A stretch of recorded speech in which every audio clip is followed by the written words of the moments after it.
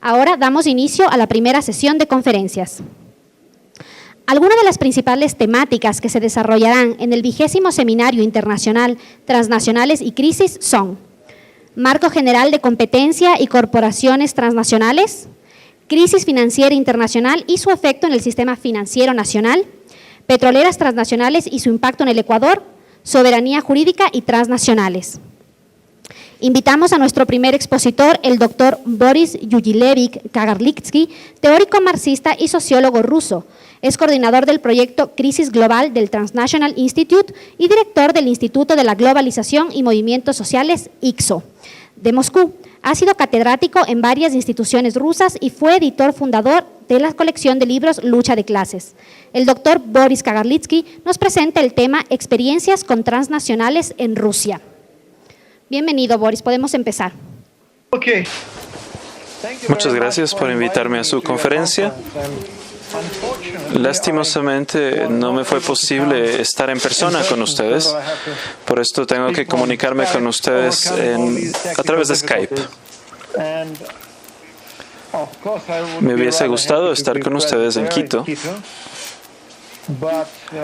pero por lo menos tenemos la oportunidad de utilizar esta nueva tecnología para comunicarnos y para hablar acerca de estos problemas mundiales, utilizando estas conexiones internacionales.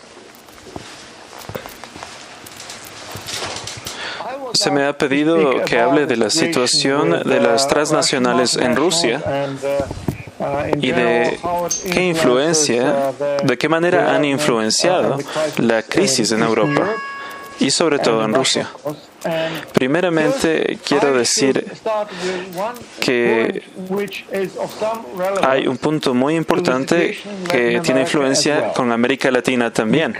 Pienso que el desarrollo mundial más importante en la primera década de este siglo, o tal vez uno de los puntos de desarrollo más importantes, es la llegada de las nuevas transnacionales que se están fusionando en estos países.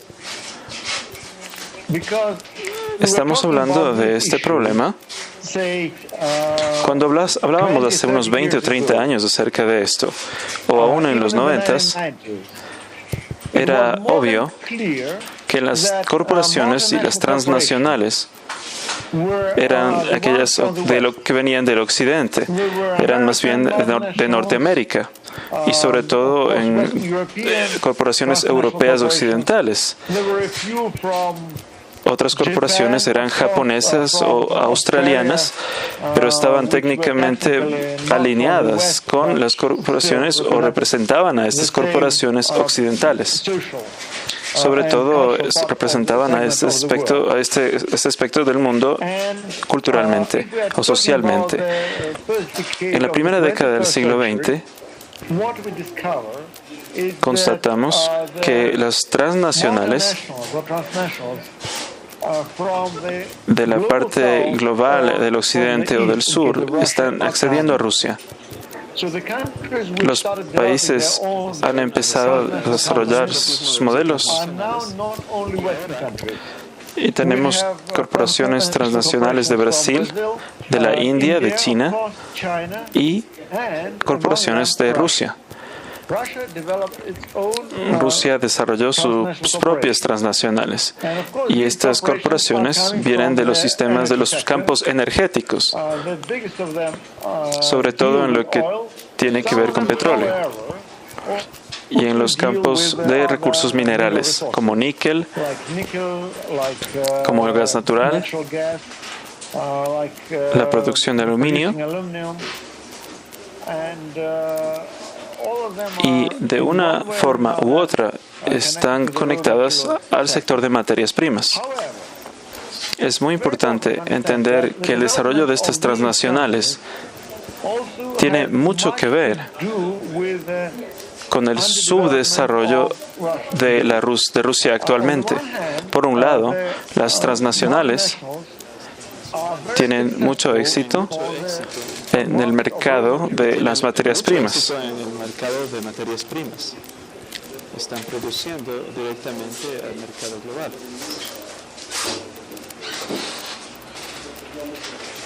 Están llegando a países industrializados como la China o a la Europa occidental.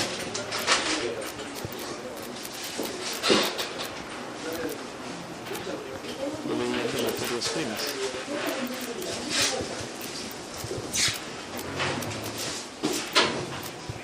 Sin embargo, esto está claramente interconectado con la industrialización de la economía rusa. Cuando hablamos de la situación tradicional colonial, los países más desarrollados estaban extrayendo materias primas de aquellos países que estaban menos desarrollados. Como constatamos en la historia de Latinoamérica e inclusive en peores situaciones en países asiáticos o africanos. Esto fue de la mano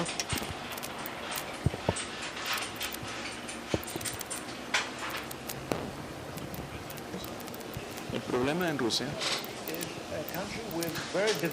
Es un país con un sector industrial muy bien desarrollado y es un país con un sector tecnológico muy avanzado. La situación con la que nos enfrentamos ahora es una situación en que hay empresas que están controlando el país y que lo controlan no solamente en el sector económico, pero también en el sector político. Y están redefiniendo en muchas maneras los recursos, llevando los recursos de los sectores tecnológicos y científicos y fuera del sector industrial y fuera del sector social a sectores que están conectados al mercado mundial, que es la producción de materias primas para consumo. Esto significa que no están contribuyendo de verdad al desarrollo de Rusia, pero en muchas maneras están contribuyendo al subdesarrollo y están dañando el nivel de desarrollo de Rusia y haciendo que el país se vea más como una colonia del siglo XIX. Al mismo tiempo, la situación es mucho más compleja. Mucho del dinero que entra de las transnacionales está reingresando a Rusia, pero está siendo invertido en el consumo, lo que significa que la población rusa está elevando su nivel de consumo. Estamos consumiendo mucho más que antes, pero al mismo tiempo la economía estructuralmente está debilitándose. Esto significa que en corto plazo, si el mercado para la materia prima rusa que se está produciendo cada vez se debilita, también el sector de consumo está siendo debilitado y nos estamos dando cuenta hasta qué punto las estructuras básicas relacionadas a la infraestructura, comunicaciones, telecomunicaciones también se están debilitando. Mientras hablamos acerca de las transnacionales, y no solo grandes corporaciones, las corporaciones en Rusia mueven grandes cantidades de capital hacia el extranjero, porque su política no es reinvertir en Rusia, pero quieren sobre todo comprar redes de distribución o compañías que pueden ser proveedores potenciales de tecnología o compañías que pueden ser socios potenciales o ya son socios de las empresas y quieren comprarlas y llevarlas hacia el extranjero o bien comprar o eliminar a la competencia potencial. Es decir, que el capital de Rusia se está llevando a países extranjeros. Y esto es una nueva forma de subimperialismo sobre Rusia, porque las transnacionales en Rusia están afectando el sector energético y el sector de distribuciones y los están llevando hacia estos países. Es una forma de subimperialismo que se está expandiendo en las repúblicas soviéticas y llevando a estos estados que formaban parte de la Unión Soviética. Al mismo tiempo, se está llevando, estas empresas se están delocalizando inclusive a África, a Canadá, inclusive a Estados Unidos, donde las corporaciones rusas están absorbiendo pequeñas empresas y medianas empresas, expandiendo su dominación en sectores políticos. Estas compañías, con esta falta de inversiones en la industria rusa, en la infraestructura rusa. Cuando hablamos de infraestructura, no me sorprende lo que mis colegas dicen. Estamos frente a un verdadero desastre de la infraestructura rusa, porque, entre otras cosas, tenemos muchas falencias en infraestructura. Todo se está privatizando. Si los estados no tienen suficientes recursos para mejorar o desarrollar su infraestructura, con la excepción de algunos presupuestos grandes de infraestructura, que son proyectos que son hechos para impresionar al mundo, para promover la imagen de Rusia, diciendo que podemos y que tenemos la capacidad de construir una vía férrea gigantesca de un país a otro, desde Moscú hasta Kazán. O proyectos petroleros, y queremos demostrar que podemos desarrollar este proyecto, pero al mismo tiempo tenemos miles y miles de pequeñas carreteras y de vías férreas en el país que están deteriorándose o hasta desapareciendo. En vez de darle mantenimiento a las carreteras y a las redes viales existentes, lo que tenemos es 1 o 2 megaproyectos, que puede ser una mega carretera o mega vía férrea para, por ejemplo, los Juegos Olímpicos, y eso es todo lo que podemos hacer. Pero todo esto solo será sostenible si tenemos una demanda estable y solo si tenemos altos precios de las materias primas. Y esto no se puede garantizar, porque los precios de la materia prima ya están cayendo. La crisis en el año 2008 nos ha llevado a una caída de los precios del petróleo a nivel internacional.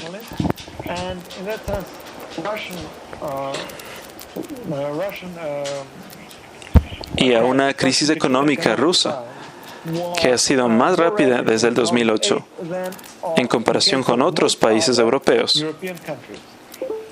La recesión de Rusia en el 2008 fue muy rápida y fue muy grave debido a este colapso. Sin embargo, el día de hoy en día tenemos precios del petróleo estables y la economía rusa sigue yendo hacia la recesión de manera más lenta. Jeffrey Sommers, mi colega en Estados Unidos, mencionó que la mayoría de las economías que están liderando ahora o pretendiendo liderar el mundo económicamente se basan en sistemas piramidales. Están invirtiendo no en sectores reales, no están invirtiendo en desarrollo, están invirtiendo en puntos de financiamiento. Estados Unidos se basa en una pirámide financiera. China se basa en una pirámide de exportaciones, que es de hecho sustentada por el financiamiento americano. Y Rusia se basa en una pirámide de energía, que está sustentada en el financiamiento, en el financiamiento de Estados Unidos y en el financiamiento chino. Todos estos modelos en un contexto de crisis no son sustentables. Y el día de hoy tenemos una nueva era en la que la economía rusa está entrando en una recesión. No tenemos datos exactos, pero hasta lo que va del año va a ser una recesión de 0% de crecimiento o un crecimiento mínimo que será en verdad simbólico, pero muy probablemente tendremos un crecimiento de 0% o máximo un 1% exagerando. Esto significa que el gobierno ruso ya está moviéndose a una política de austeridad.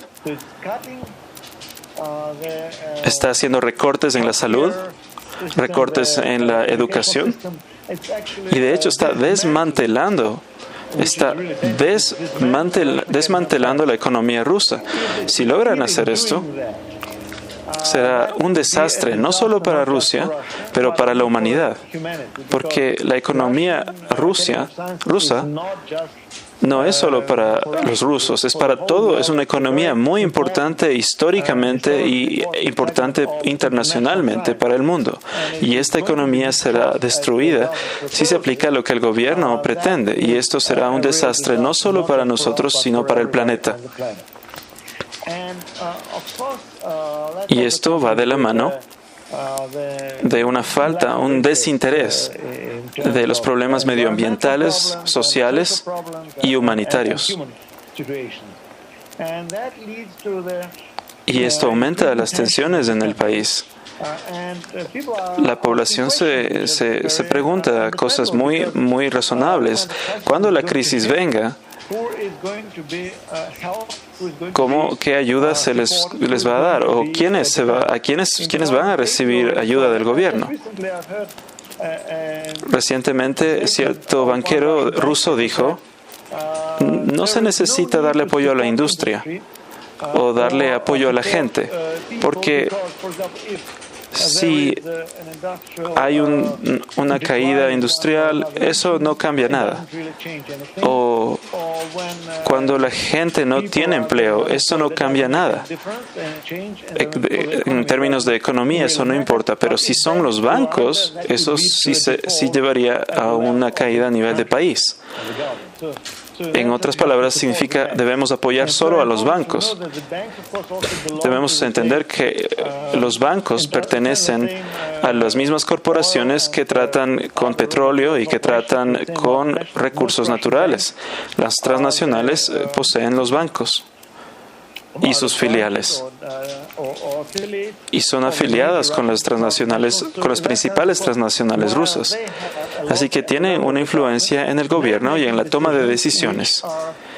Y son decisiones muy importantes. El último punto del que quiero hablar es que las multinacionales rusas, las transnacionales rusas son comparables a las chinas. Y son parcialmente propiedad del Estado, pero no son enteramente propiedad del Estado. De hecho, en Rusia, las compañías son paraestatales, si quieren utilizar términos latinoamericanos. Son fusiones de corporaciones donde el gobierno tiene ciertas acciones. Pero el gobierno no tiene ninguna influencia política en estas transnacionales. Sin embargo, estas corporaciones utilizan la presencia de fondos del Estado o de accionarios del Estado como una herramienta para influenciar políticamente al gobierno. Es decir, que el gobierno no está representado y no es dueño de estas corporaciones. Solamente son accionarios de ciertos segmentos de la empresa. Pero, por otro lado, en realidad son más bien las corporaciones, estas transnacionales, quienes son propietarias de ciertos segmentos grandes del gobierno. Por eso, cuando el gobierno tiene que decidir cómo utilizar su presupuesto, si es para ayudar a la población o para aumentar la demanda de la población, para estimular los mercados nacionales, van a utilizar más bien austeridad. o políticas de recorte, y esto nos lleva a conflictos sociales muy grandes y dramáticos. Pienso que esto también tendrá consecuencias políticas. Hasta ahora el país es estable y desde fuera parece un país que tiene estabilidad total. Tuvimos algunos problemas el año anterior, pero en realidad el país en general parece muy estable. Pero solamente se logrará estabilidad mientras se supla la necesidad de la demanda de la población y el consumo en general, que se mantiene estable. Pero ahora nos enfrentamos a una situación que va a empeorar. Pienso que Rusia está entrando al club de los países que fueron afectados por la crisis.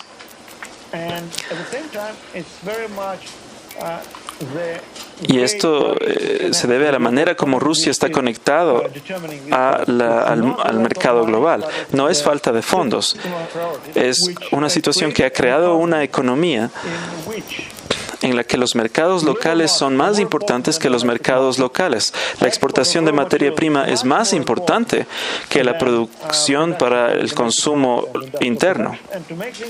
Y para hacer que eso sea un problema más grande, el capital, las corporaciones están influyendo en el gobierno. Es más rentable invertir fuera del país que invertir en Rusia. Y esta situación no se puede sostener indefinidamente en una época de crisis. Mientras el sistema político se mantenga cerrado y mantenga su austeridad, solo se podrá cambiar con una decisión política importante. Es lo que quería decirles hasta ahora y estoy ahora abierto a sus preguntas.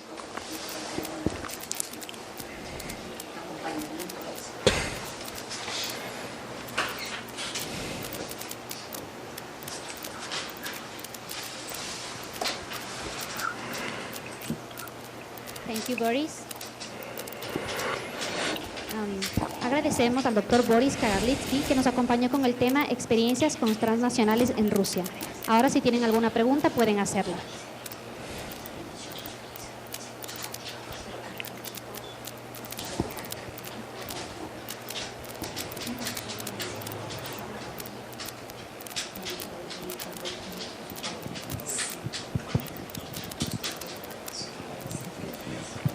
Gracias, buenos días. Bueno, la pregunta directa es, ¿por qué las transnacionales en Rusia prefieren invertir afuera y no en su propio país?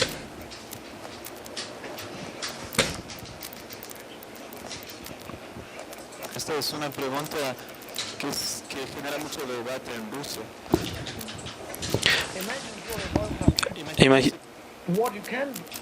Imagine que es una empresa de petróleo.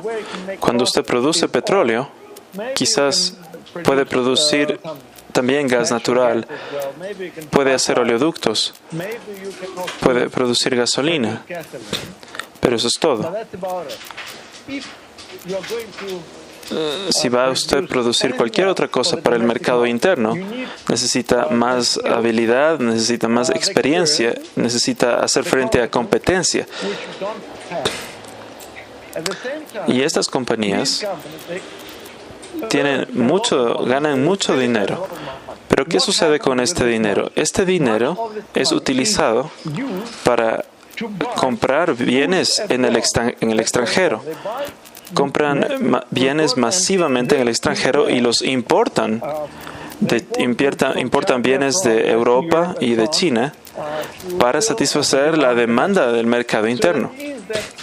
Significa que estos grandes exportadores de petróleo y de gas y de níquel, aluminio y otras materias primas también son los principales importadores de la materia prima transformada hacia Rusia.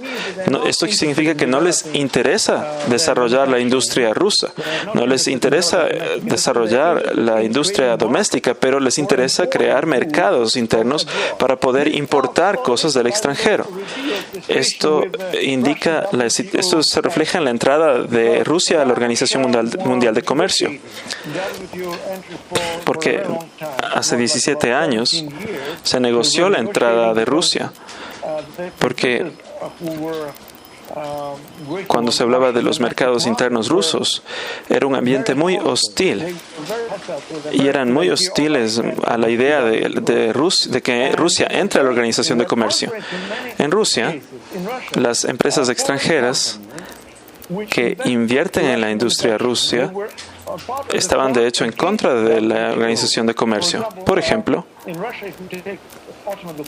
mucha de la producción se hace ahora por empresas extranjeras y ellas se oponían a que entremos a la Organización de Comercio porque tenían miedo de que sus inversiones, las inversiones que hacían hacia Rusia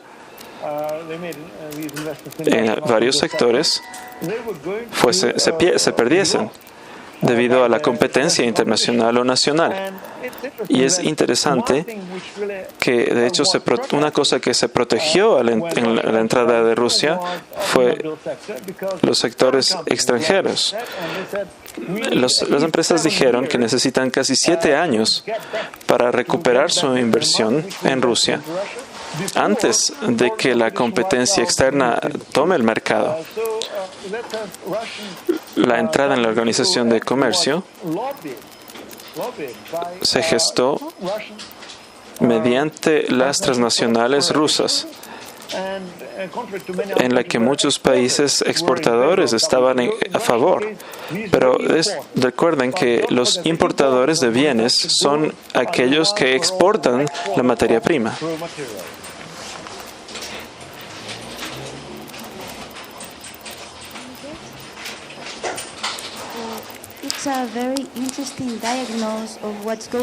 Es un diagnóstico importante de lo que sucede en Rusia y aquí también en Latinoamérica. ¿Qué se puede hacer? ¿Qué solución se puede encontrar, sobre todo para países en vía de desarrollo, para poder arreglar esta situación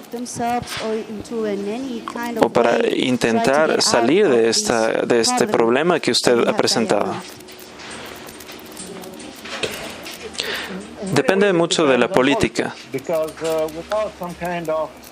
porque si tienen un gobierno agresivo no pueden avanzar, pero en Latinoamérica tienen ustedes la suerte de tener gobiernos de centro o de izquierda, pero la pregunta es ¿a dónde les lleva la política de izquierda? Hay casos radicales como Venezuela, donde se trataba de redistribución de las riquezas y de redistribución social, de ayudar a los pobres. Yo pienso que necesitamos ir más allá.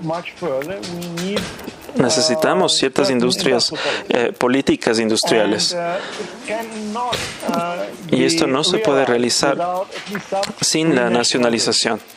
Por un lado, necesitamos compañías públicas que van a desarrollar productos industrores. Esto ya se lo logró hace algunos años, porque la sustitución de las importaciones por parte del sector público promovidas por el gobierno nacional se puede lograr. Pero lo que se necesita hacer es necesitamos nacionalizar las empresas y los sectores de materia prima, los sectores extractivistas tienen que ser nacionalizados, pero no solo para tener dinero, como sucede en Venezuela, bajo Chávez, donde tenían una industria petrolífera nacional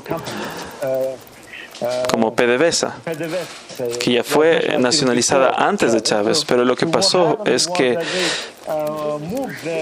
movieron su dinero y lo quitaron de las élites ricas de Venezuela. De hecho, el dinero solamente ayudaba a un pequeño grupo de personas y ellos lo que hicieron es mover esto para promover el consumo de los grupos más pobres de la sociedad. Pero esto no significa una verdadera reinversión en infraestructura, en la sustitución de las importaciones, en el desarrollo de los sectores bancarios y financieros, que es lo que en verdad se necesita. En Rusia necesitamos cierta nacionalización, necesitamos nacionalizar algunas compañías y necesitamos nacionalizar mucho del sector bancario. que es un actor importante en tiempo de crisis, y sería un objetivo necesario y que sería incluso aceptado por algunos de los círculos de poder. Pero no necesitamos solamente nacionalizar y nada más. Necesitamos nacionalizar solamente si sería una herramienta para un cambio estructural, un cambio orientado no solamente a la nacionalización de la industria, pero una industrialización que se enfoca a las necesidades de la población. Ahora sabemos lo que necesita la población. Necesitamos una crisis, necesitamos carreteras, necesitamos infraestructura pública, necesitamos salud, necesitamos invertir en el desarrollo humano, necesitamos invertir en ciencia y en tecnología, pero sobre todo en la tecnología que es necesaria para el país actualmente.